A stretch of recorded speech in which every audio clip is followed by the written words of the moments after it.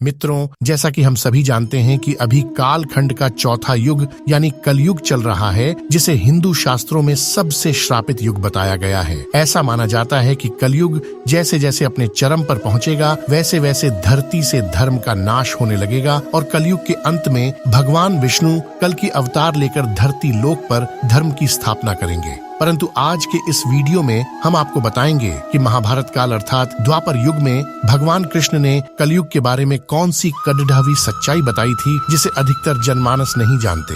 इसलिए आप हमारे साथ इस वीडियो के अंत तक बने रहें ताकि आप भी जान सकें। नमस्कार मित्रों, स्वागत है आपका आज के इस नए वीडियो पर। एक बार फिर श्री कृष्ण के अनुसार कलयुग कैसा होगा। दोस्तों, अगर देखा जाए तो महाभारत सिर्फ हिंदुओं का ही धर्म ग्रंथ नहीं, बल्कि इस ग्रंथ के अनुसरण से समस्त मानव जाति को जीवन का संपूर्ण ज्ञान मिल सकता है, क्योंकि महाभारत में मनुष्य के जीवन से जुड़ा कोई भी ऐसा विषय नहीं जिसका वर्णन इस धर्म ग्रंथ में न किया गया हो। उन्हीं में से एक प्रश्न का वर्णन आज के समय अर्थात कलयुग से जुड़ा हुआ है। महाभारत में वर्णित कथा के अनुसार यह कथा उस समय की है जब दुनिया में सब कुछ हारने के बाद पांचों पांडवों को वनवास जाना पड़ा था। जब पांचों पांडव वनवास जाने को हुए तो उन्होंने श्री कृष्ण से कहा, हे वासुदेव, अपना सब कुछ गंवाने के बाद हम पांचों भाई द्रौपदी सहित वन को जा रहे हैं, किंतु हम सभी के मन में एक प्रश्न उठ रहा है, क्या आप उसका समाधान कर सकते हैं? पांडवों की बातें सुनकर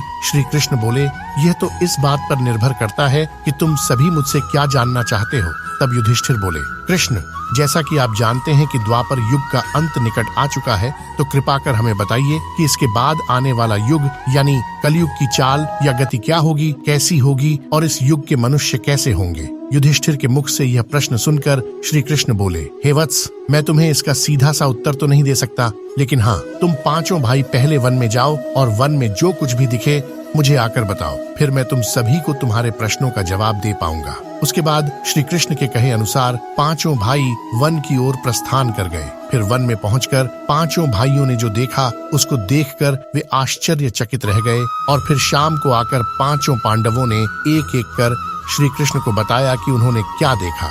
शाम को जब पांचों पांडव श्री कृष्ण के पास वापस आए तो सबसे पहले युधिष्ठिर ने उन्हें बताया कि उन्होंने क्या देखा। युधिष्ठिर ने बताया कि जब हम सभी वन पहुंचे तो सभी अलग अलग दिशाओं में भ्रमण करने लगे।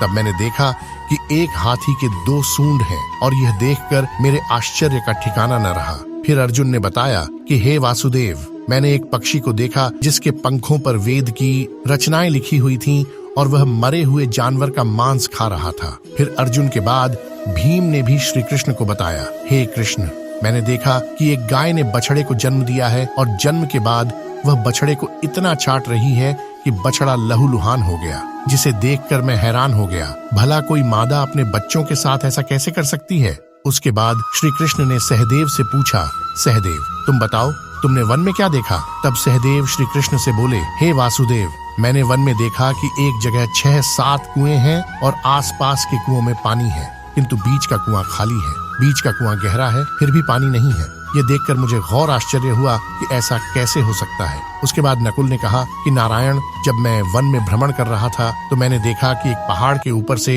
एक बड़ी सी शिला यानी पत्थर लुढ़कती हुई आती है और कितने ही वृक्षों से टकराकर उनको नीचे गिराते हुए आगे बढ़ जाती है, परंतु उस विशालकाय पत्थर को कोई भी वृक्ष उसे रोक न सका। इसके अलावा वह शिला कितनी ही अन्य शिलाओं के साथ टकराई, पर फिर भी वह रुकी नहीं। अंत में एक अत्यंत छोटे पौधे का स्पर्श होते ही वह स्थिर हो गई। फिर युधिष्ठिर श्री कृष्ण से बोले, हे वासुदेव, हम पांचों भाइयों ने जो कुछ भी वन में देखा वह आपको बता दिया, कृपा कर उसका अर्थ बताइए। तब श्री कृष्ण ने युधिष्ठिर से कहा, हे धर्मराज, जैसा कि आपने कहा कि आपने 2 सूंड वाला हाथी देखा, जिसका यह अर्थ हुआ कि कलयुग में ऐसे लोगों का राज्य होगा जो बोलेंगे कुछ, करेंगे कुछ। कलयुग के शासक अपनी प्रजा का सभी तरह से शोषण करेंगे। उनके मन में कुछ और होगा, दिखावे के लिए कुछ और करेंगे। अर्थात कलयुग में शासकों के लिए आम लोगों का कोई महत्व नहीं होगा, वह बस राज करने के लिए शासक होंगे। फिर श्री कृष्ण अर्जुन से बोले, धनंजय, जैसा कि तुमने देखा कि एक पक्षी के पंख पर बीत की रचनाएं लिखी हुई थीं, लेकिन वह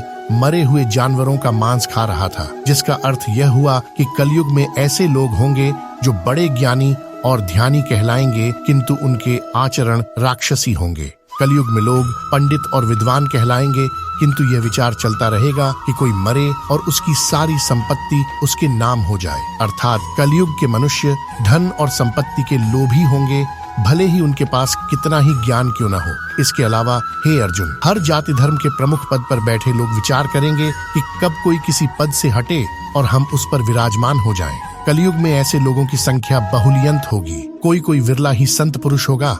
अर्जुन के बाद श्री कृष्ण भीम से बोले, हे गदाधर, जैसा कि तुमने देखा कि गाय अपने बछड़े को इतना चाटने लगी कि वह बछड़ा लहूलुहान हो गया, अर्थात कलयुग की माता अपनी संतानों पर इतनी ममता बरसाएंगी कि बच्चों को खुद का विकास करने का मौका ही नहीं मिलेगा, जिसके कारण मोह माया में पड़कर वे बर्बाद हो जाएंगे। इसके अलावा किसी का बेटा घर छोड़कर साधु बनेगा तो हजारों व्यक्ति दर्शन करेंगे, किंतु जब मनुष्य का अपना बेटा साधु बनेगा तो रोएंगे कि मेरे बेटे का क्या होगा।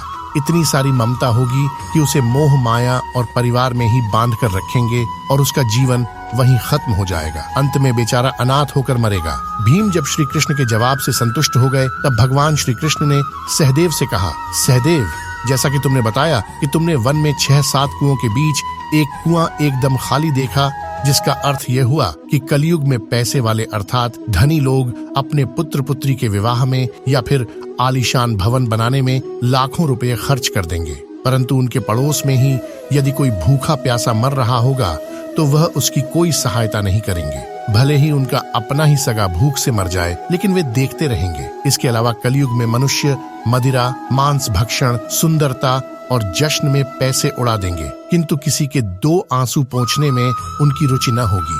सहदेव, मेरे कहने का तात्पर्य यह है कि कलयुग में अनेक के भंडार होंगे, लेकिन लोग भूख से मरेंगे।